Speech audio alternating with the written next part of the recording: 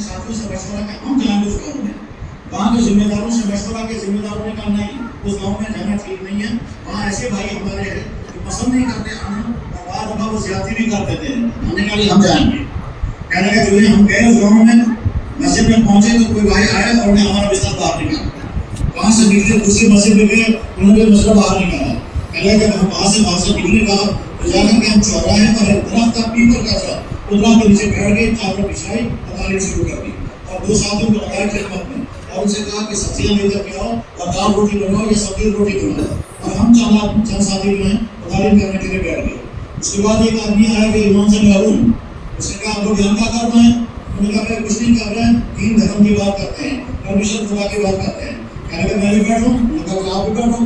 اب وہ بھی بیٹھ گیا.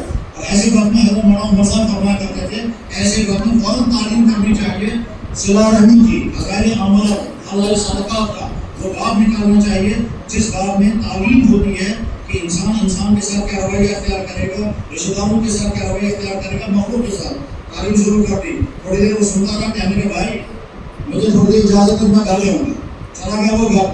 تھوڑی دیر بعد آ کر کہنے لگے دیکھو آپ لوگ 9 آدمی ہو، میں نے اپنے گھر میں 9 چارپائیاں بچھائی ہیں، چلو میرے گھر.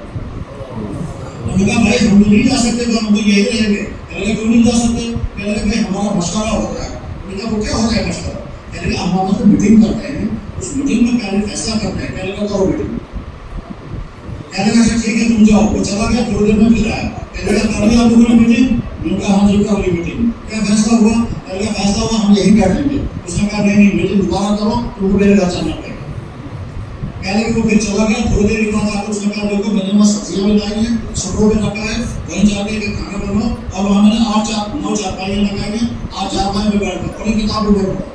کہتے ہیں اس نے اتنا اصرار کیا امیر صاحب ٹھنڈے ہو گئے. انہوں نے کہا کہ اصرار کرتا ہے تو چلو جائیں گے. چنانچہ ہم اس کے ساتھ نکلے.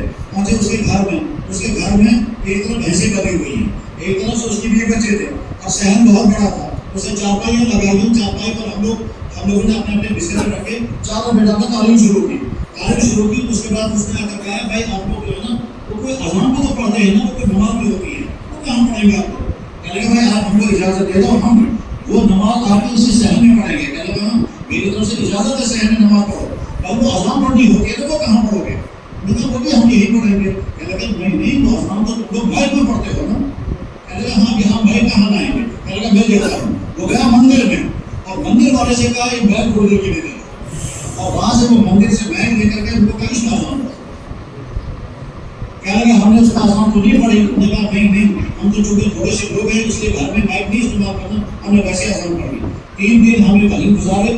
3 دن وہیں ہم نے کام کیا. 3 دن کے بعد جب وہاں سے نکلے اس آدمی کو بھی اللہ نے ایمان کی دولت عطا فرمائی اور اس کے ساتھ اس کے دین یہ کارگزاری ہم نے خود سنی.